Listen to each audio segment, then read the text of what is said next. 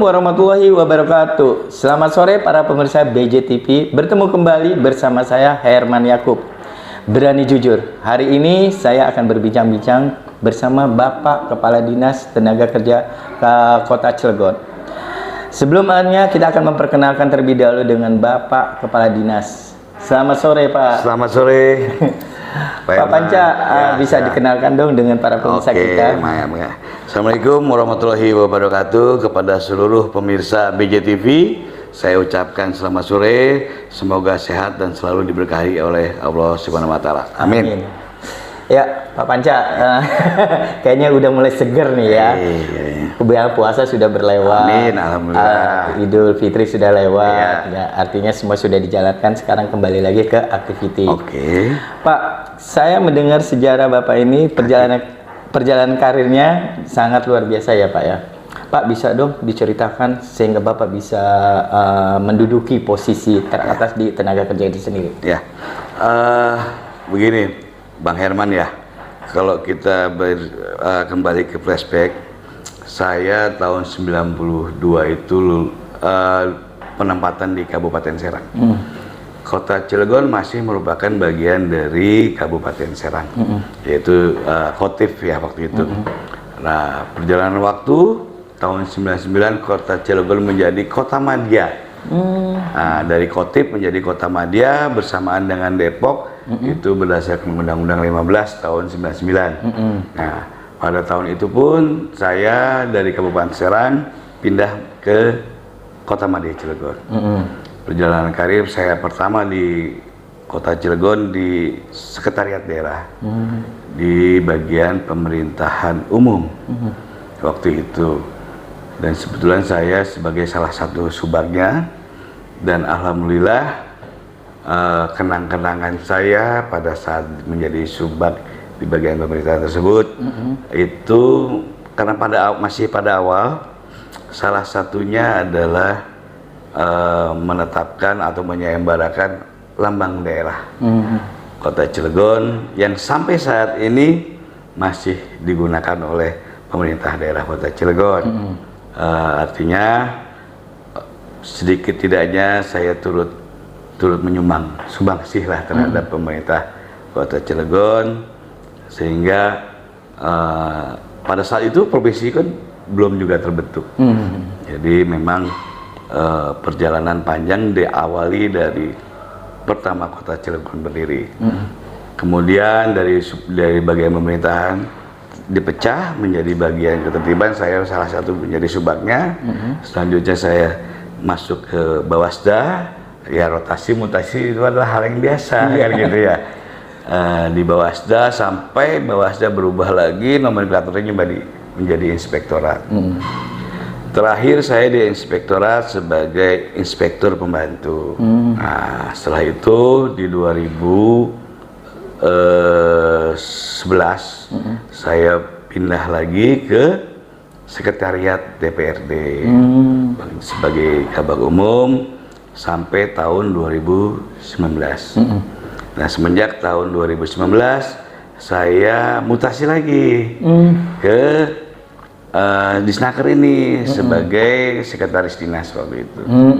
Nah ya, setelah di sekretaris dinas Disnaker, kebetulan di tahun 2022 Kadis Disnaker waktu itu Pak Suparman pensiun. Nah, oleh karena itu belum ada, karena untuk menduduki eselon 2 sekarang ini harus ada open bidding. Nah, sehingga kosong. Jadi 2022 itu saya menjadi PLT di Dinas Tenaga Kerja ini, sehingga pada saat 2023 akhir di bulan November itu saya setelah mengikuti prosedur open bidding dan sebagainya, akhirnya saya dijadikan definitif sebagai Kepala Dinas Tenaga Kerja. Itulah sampai sekarang.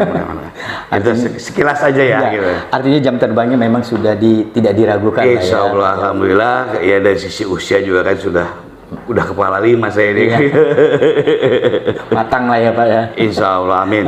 Ya, kalau mengenai terkait dengan tenaga kerja, pastinya kan Bapak sudah banyak sekali ya konsep-konsepnya ataupun yang akan dijalankan ataupun mau dijalankan. Apa aja sih Pak yang sudah Bapak? Pada saat saya masuk di Dinas Tenaga Kerja tahun 2019 itu sebagai sekdis ya, saya melihat pelatihan-pelatihan yang dilakukan di BLK itu ternyata tidak bisa langsung diterima oleh industri. Apa penyebabnya? Setelah saya ngobrol, menerima masukan-masukan juga dari pihak-pihak industri maupun teman-teman di Disnaker, ternyata memang diperlukan sertifikasi. Jadi pada saat itu ya kita mencoba menganggarkan setelah pelatihan ditindaklanjuti dengan sertifikasi kompetensi. Itu aja. Lalu berikutnya ya memang ke depan memang pelatihan ini harus menjadi salah satu lah, menjadi salah satu upaya bagaimana cara mengurangi pengangguran yang ada di Kota Cilegon, walaupun itu bukan satu-satunya. Karena jenis pelatihan yang di Snaker ini khususnya di BLK ada 2 sasaran.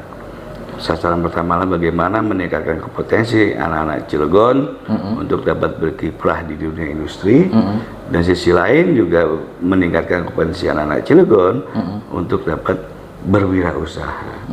Jadi ada 2 sasaran utama.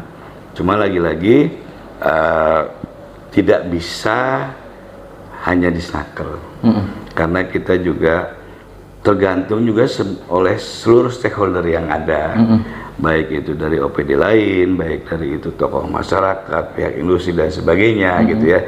Jadi keberhasilan yang dikatakanlah, karena apa? Patokannya adalah tingkat pengangguran terbuka. Alhamdulillah di tahun 2020 kondisi tingkat pengangguran terbuka di Cilegon itu 12,69%. Tinggi juga. Atau sekitar 25.000 lebih. Nah, tahun 2021 alhamdulillah turun menjadi 10,13%. Tapi lagi-lagi masih menjadi ranking ke-7 dari 8 kabupaten kota ya. Walaupun angka turun, tapi ranking masih ke-7. Nah, di tahun 2022 alhamdulillah dari 10,13 itu tadi menjadi 8,10%.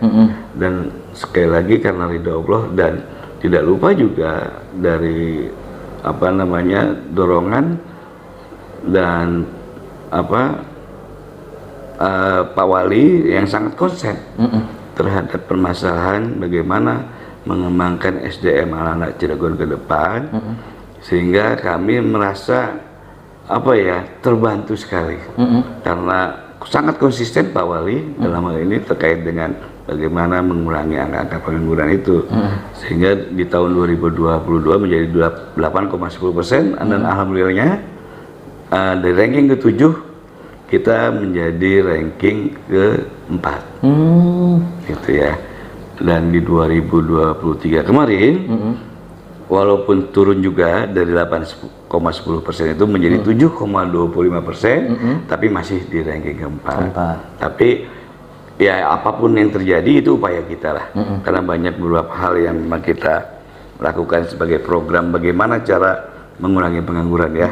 Selain pelatihan juga penempatan, kita penyuluhan dan sebagainya.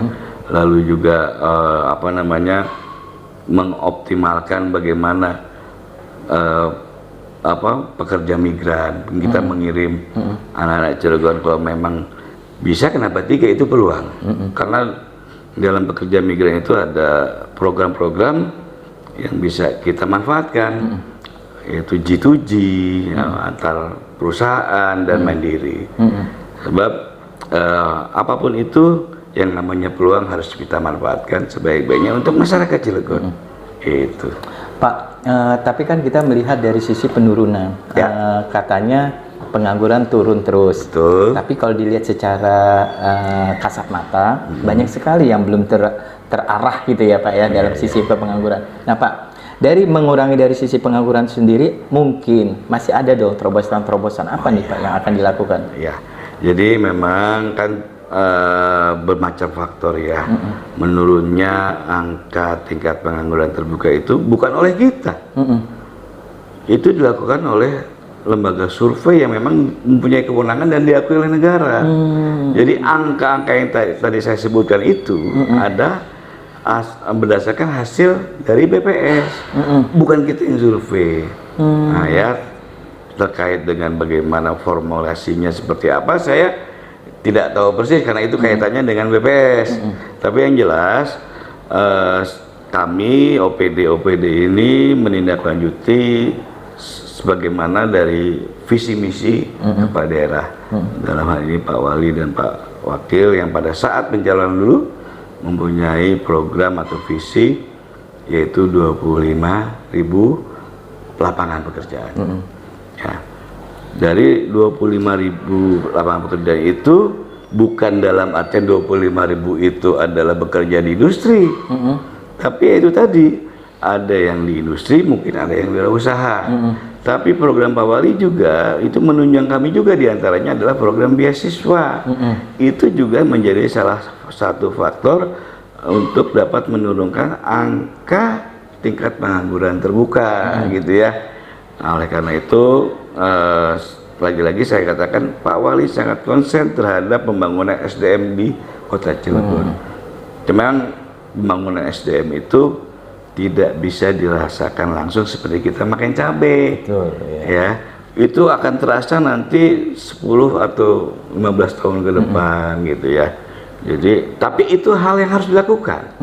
Kalau tidak dilakukan ya mau begini-gini aja tercilik. Betul. Gitu ya. Oleh karena itu kita melakukan kerjasama dengan Untirta kaitan dengan yang ada yang namanya program pendidikan dan pelatihan tenaga kerja kimia lah gitu ya, dan industri. Itu kita kerjasama dengan Untirta. Programnya adalah pendidikan pelatihan setara D1 1 tahun, diantaranya seperti itu. Kemudian kita juga bagaimana meningkatkan kompetensi anak-anak Cilegon dan menyesuaikan dengan kebutuhan apa yang ada di industri. Lalu pemagangan diantaranya juga itu salah satu program kita, bagaimana cara mengurangi pengangguran. Karena dengan pemagangan ada beberapa hal yang diuntungkan. Dari sisi peserta itu diuntungkan karena pemagangan itu adalah sebenarnya merupakan bagian dari pelatihan. Betul. Tapi pelatihan yang beraplikasi langsung, berimplikasi langsung dengan dunia kerja, dengan operasional dan sebagainya, sehingga dengan mengikuti program itu peserta pertama yang jelas menambah pengetahuan ya. Kedua, setelah mereka mengikuti pemagangan itu akan mendapat paklaring, pengalaman kerja, dan itu diakui untuk menjadi bekal pada saat ada kesempatan rekrutmen di tempat lain, itu menjadi salah satu tambahan. Nah, yang ketiga adalah dari sisi pengusaha sendiri. Sisi pengusaha sendiri sekarang ini trennya banyak perekrutan itu akhirnya menggunakan program pemagangan. Karena apa? Karena dengan pemagangan mereka dapat melihat disiplin, ya, kemampuan, attitude, dan kerjasama dan sebagainya, sehingga mereka tahu persis, oh ini anak bagus, oh ini anak baik, sehingga pada saat mereka membutuhkan, ya sudah ambil yang memang sudah jelas, dibanding secara terbuka. Ibaratnya kalau kita membeli kucing dalam karungan, nggak tahu seperti apa sih attitude-nya, seperti apa disiplinnya, kan belum kelihatan. Tapi dengan pemagangan itu mereka kan dinilai tiap hari. Mereka tahu, oh ini anak bisa bekerja dan tidak, mereka tahu persis. Nah, yang ketiga dari sisi pemerintah dalam ini ya alhamdulillah trennya sekarang ini banyak perusahaan yang setelah selesai pemagangan akhirnya direkrut menjadi karyawan. Gitu. Ya alhamdulillah itu hal-hal yang memang, tapi memang tidak mudah kita meyakinkan para perusahaan juga untuk melakukan program itu, gitu ya. Karena di sisi lain saya juga nggak mau bahwa pembangunan itu disalahartikan, gitu ya. Itu sih. Iya, Pak, kita bicara masalah pelatihan Ya. ataupun magangnya. Bahkan kalau dibilang kan industri Cilegon ini luar biasa banyaknya Betul, kan. betul. Sementara kita juga kan masih banyak nih yang belum memiliki suatu pekerjaan khususnya di wilayah Cilegon sendiri, Pak. Pak, kerjasama seperti apa sih Pak dengan pihak industri itu agar anak-anak kita atau adik-adik kita yang di sini yang belum memberikan kesempatan untuk bekerja itu, Gini. itu bagaimana Pak? Kan kita bentuk waktu tahun 2019 kurang lah ya. Itu ada yang namanya Forum HRD. Dengan Forum HRD itu ya kita berikan pengertian bahwa pengurangan panggungan itu bukan hanya kewajiban pemerintah. Betul. Dalam hal ini perusahaan pun harus ikut andil dan bertanggung jawab terhadap masyarakat di mana perusahaan itu berada. Saya sering katakan bahwa kepada pihak-pihak perusahaan bahwa seperti pelajaran waktu kita SD dulu ya, ada peribahasa bahwa di mana bumi dipijak, di situ langit harus dijunjung. Nah, itu artinya, ayo sama-sama kita bikin Cilegon ini menjadi suatu daerah yang bukan menjadi tamu di daerahnya sendiri. Iya, betul itu. Artinya, tapi memang harus ditunjang juga dengan pendidikan, karena kita tidak juga bisa memaksakan kriteria ya.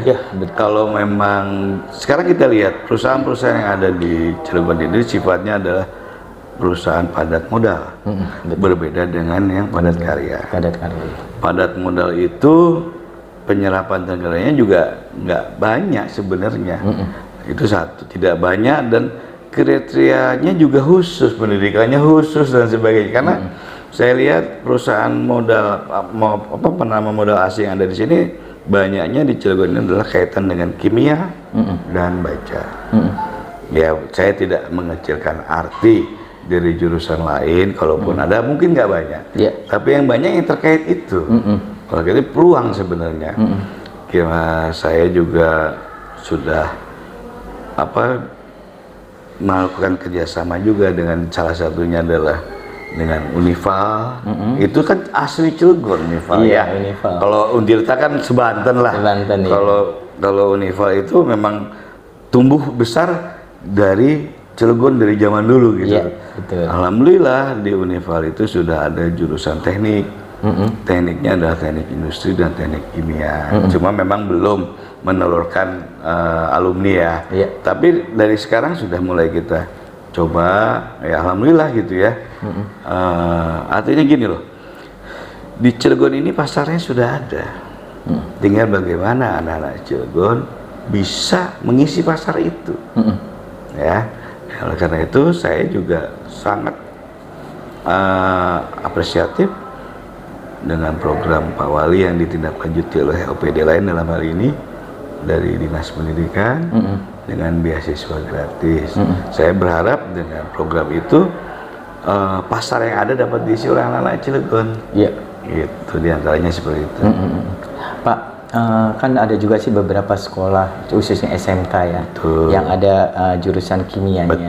Tapi terkadang mereka juga kan ada yang sampai tidak menjalankan suatu pekerjaannya gitu loh Pak. Nah, itu solusinya seperti apa? Ya itu tadi, kalaupun kan kalau kita bicara di industri, apalagi untuk tenaga kerja yang sifatnya permanen, pasti selalu bicaranya adalah ijazah, legalitas formal. Ya, kalau anak-anak Cilegon yang masih SMK, ya kan bisa ada kesempatan beasiswa ya. Ya, ke situ diantaranya kan.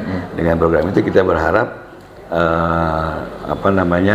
itu bisa terpenuhi pasar yang ada. Mudah-mudahan dengan lulusan SMK bisa ikut kuliah, setelah lulus bisa masuk pasar. Tapi di sisi lain, kalaupun belum punya kesempatan untuk kuliah kembali, di kita kan ada pelatihan ya. Pelatihan itu sebenarnya adalah untuk meningkatkan kompetensi, walaupun bukan ijazah formal ya, tapi adalah kemampuan atau keahlian. Oleh karena itu, diantaranya dengan sertifikasi itu. Gitu. Cuma kalau kan lagi-lagi tergantung kepada kebutuhan perusahaan gitu ya. Terkadang kita banyak lulusan SMK yang punya kemampuan, saya yakin. Tapi terkadang mereka membuka rekrutmen terhadap yang punya ijazah formal, misalnya D3 atau apa namanya S1. Nah itu, tapi kita juga tidak berkecil hati, kita lakukan pendekatan dengan yang sekarang ini ada yang namanya Poltek Banten ya. Itu punya Kementerian Perindustrian. Nah, memang kita tidak bisa itu harus orang Cilegon semua, tapi minimal kita di atas 50% dari 120 orang kita kurang lebih di atas 50% lah. Itu anak-anak Cilegon kuliah di Poltek Banten itu. Pak, kalau kita bicara masalah tadi itu kan terkait daripada backgroundnya ya. Ya. Kan ini yang saya tanyakan itu kan antara pihak dari SMK yang memang kondisinya mereka kadang tidak mampu yang kuliah, kadang-kadang dia tidak bisa mencapai target untuk ikut beasiswa itu sendiri. Nah, itu yang saya mau tanyakan itu karena mereka ini kan dasarnya kan ada dasar kimianya juga Pak dari sisi industri itu kan. Nah ini yang saya mau tanyakan ke Bapak, apa sih solusinya daripada anak-anak itu yang memang dasarnya dari kimia tapi tidak bisa masuk gitu loh Pak. Ya, lagi-lagi kan begini, kita selalu berupaya koordinasi dengan pihak-pihak industri. Cuma terkadang kebutuhan itu kan mereka yang tahu persis, kita tidak bisa, tapi kita menghimbau kepada pihak industri bahwa agar menggunakan anak-anak Cilegon, walaupun dia lulusan SMK, ya syukur-syukur ada ikut pelatihan dan punya sertifikasi. Kalaupun tidak, ya dengan program pemagangan itu. Nah iya. Di antaranya kan gitu. Betul itu. Oleh karena itu saya berharap dari kerjasama dari perusahaan-perusahaan itu tadi. Melalui program pemagangan diantaranya kita selalu sounding lah gitu ya. Tolong dong Anda melakukan program ini. Kan kita sudah ada edaran wali kota. Itu kalau nggak salah surat edaran wali kota nomor 560/928 Disnaker tahun 2021. Itu kita sudah sebarkan itu bahwa apalagi terhadap PMA itu disarankan, diharapkan bahwa minimal adalah dapat melakukan program pemagangan sebanyak 20 orang setahun.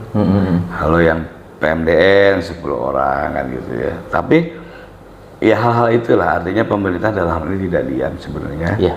Itu yang memang harus kita ketahui bersama nih terhadap teman-teman pemirsa dari BJTV bahwa pemerintah Kota Cilegon tidak diam, tetapi selalu berupaya. Mudah-mudahan ini menjadi ladang pahala semua bagi semua stakeholder yang ada di Cilegon. Gitu.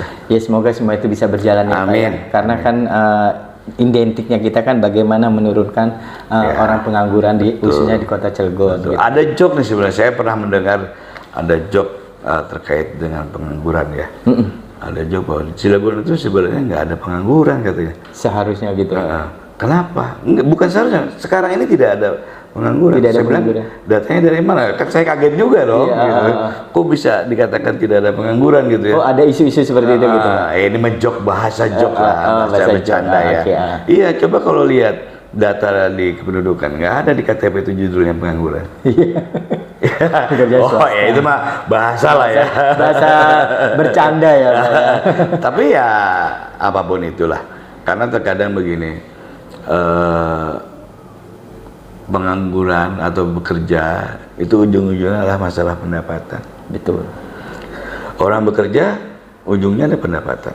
Saya yakin bahwa kalau kita niat, walaupun tidak bekerja di industri, ada hal-hal lain yang bisa mempunyai pendapatan.